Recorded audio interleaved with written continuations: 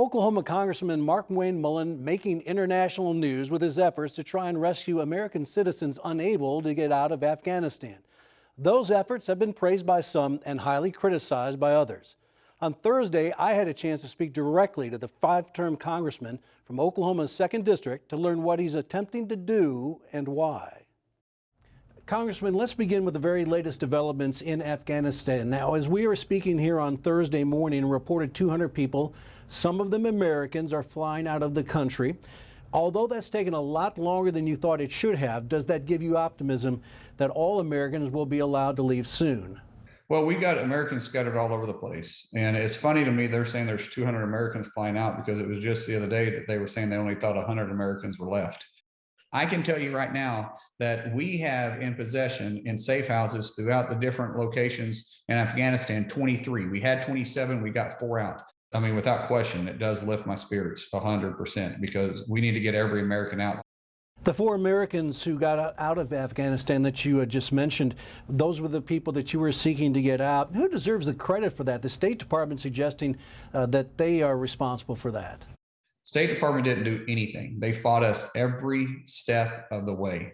If they really wanted to get Miriam out, they could have got her out on the 27th, on the 28th, or 29th. The country we finally got her into, the ambassador there flat out told me that he was told by Washington not to assist us in any way. Quote, not to assist us in any way. Taliban literally told her that if she comes back to that checkpoint again, they're going to kill her. But according to Secretary Blinken, that the Taliban was assisting. They weren't assisting us at all. Let's talk about your efforts in the last few weeks to get Americans out of Afghanistan. To be clear, did you ever enter Afghanistan? And if not, what kept you out? Can you share specific details of your trip overseas, who you were working with? I can't get into specific details because the mission is still ongoing. We're still running rat lines, getting people out. So you facilitated it, but you didn't go into Afghanistan yourself on the no. mission. So what we were prevented from landing. We had all the permits because before you could get a military call sign to land in Akaya, you had to either be sponsored by a government agency or you had to have a congressional sponsorship. In my case, no agency would sponsor. So we had to do it ourselves, and that required me to be on the plane. We came in for approach and they canceled our PPR. And so we had to go to a different country. Did you threaten U.S. officials when you were over there? Number 2, the large sums of cash, you're saying you needed that to pay off the Taliban to get these people out? I don't want to say pay off. They charge a tax. You can't operate without actually having cash. They don't take credit cards there, right? I threatened an ambassador. That wasn't at all the case at all. What I told him, I said, you need to tell me who showed you in Washington not to assist us, or the next time you hear from me, it's going to be in a different capacity because we're going to have hearings on this. We're going to hold people accountable.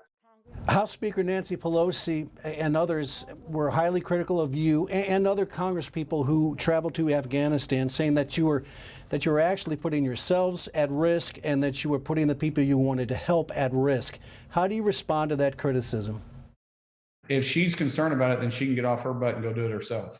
Why isn't she helping American people get out? But I mean, don't be concerned about my life. I take that risk myself. That's between me, my wife, my kids. If the American government was doing their job, guys like me and guys like the guys I'm working with wouldn't be going in there and trying to finish their job that they left behind and all the Americans they left behind. As we talk today, do you have any regrets about anything you've done over the last couple of weeks? And would you do it all over again? There's always regrets in life, and there's always things you could do things better. But are you saying, if the question is, would I do it again? Absolutely, I would do it again. The only thing I would have done different is I would have done it sooner. And are you continuing to do it?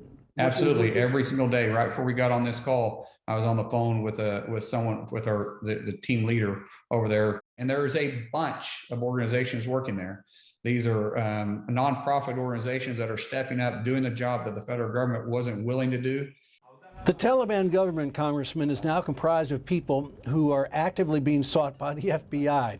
Should the U.S. ever recognize the Taliban as the official government of Afghanistan? And if they don't, what does that mean for the Americans and translators still inside that country? How can we ever recognize a terrorist organization as a true government? And every time I hear the word negotiating with the Taliban, I literally want to just almost get sick. because you don't, America, we don't negotiate with terrorist organizations. That's exactly what we're doing. But that same Taliban government is now saying Afghans that helped Americans will be granted amnesty and it's safe to come home. I take it you're skeptical of that. So do you know what amnesty means with the Taliban?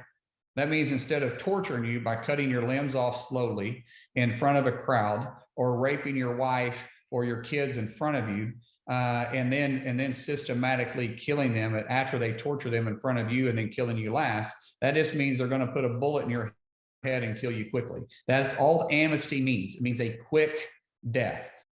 The Tulsa World reporting 800 Afghan refugees are going to be arriving in Oklahoma over the next couple of months. Are you supportive of that plan, or do you have concerns about it?